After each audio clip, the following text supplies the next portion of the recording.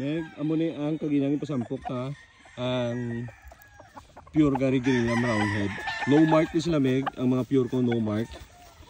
Kag mga gagmay nga manok pero mag-break ni sila Meg, tataas ni sila kag mayo sa cutting. Kag yung traan ta kada sa mga mga nga half and half nga Kilso GDS. So depende sa imo Meg kung ano piliun mo. Tahon ni siya. Winning line mo ni siya Meg. Way pag ini-perde sila nga mga maglutod sa akon. Iniiway ko ni nabulang, duwa ni sila. Kung isa to medyo nubo-nubo, amo naging pili-pili ko sa imo.